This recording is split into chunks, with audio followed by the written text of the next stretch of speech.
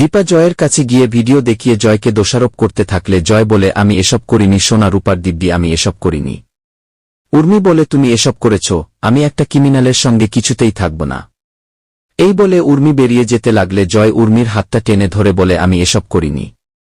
এরপর দীপা বলে ভাই আর যাই হোক সোনা রূপার নাম নিয়ে মিথ্যে কথা বলবে না।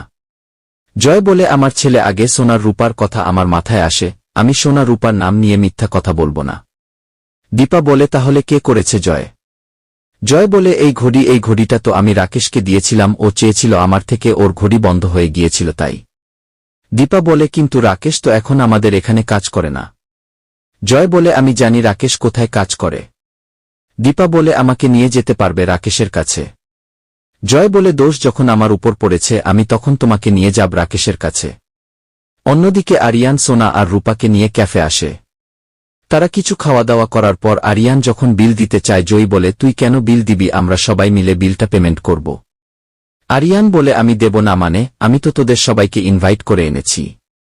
জয়ী বলে আমরা ভাগ করে বিলটা দিব। সোনা জয়ীকে বলে মাঝে মাঝে মনে হয় আমি না তুমি মায়ের আসল মেয়ে। আরিয়ান বলে আছে জয়ী তুই যেটা বলছিস সেটাই হবে। জয়ী আরিয়ানকে বলে আর তুই এটাও ঠিক করে নিস আমাকে তুমি বলবি নাকি তুই। আর এইদিকে দীপা আর জয় ওই ক্যাফেতে চলে আসে রাকেশকে খুঁজে। জয় আর দীপা ম্যানেজার কাছে গিয়ে বলে আপনাদের এখানে কি রাকেশ নামে কেউ থাকে? ম্যানেজার বলে হ্যাঁ আছে তো, নতুন জয়েন করেছে সেই রাকেশ। দীপা বলে হ্যাঁ সেই রাকেশ, একটু ডেকে দিবেন। ম্যানেজার বলে হ্যাঁ এক্ষুনি আমি ডেকে দিচ্ছি। ম্যানেজার এসে বলে রাকেশকে খুঁজে পাওয়া যাচ্ছে না। ওই দিক থেকে সোনা তার মাকে দেখে বলে মা এখানে কেন?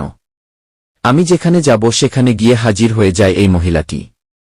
তখন জয়ী তার মায়ের কাছে উঠে যায় আর বলে মা কোনো ইম্পর্ট্যান্ট কাজে এসেছ তুমি এখানে? দীপা বলে না মা কোনো ইম্পর্ট্যান্ট কাজে আসিনি। তো বন্ধুরা এই ছিল অনুরাগের ছোঁয়ার আজকের পর্ব। পরবর্তী আপডেট পেতে একটা কমেন্ট একটা লাইক দিয়ে চ্যানেলটি সাবস্ক্রাইব করে পাশে থাকুন।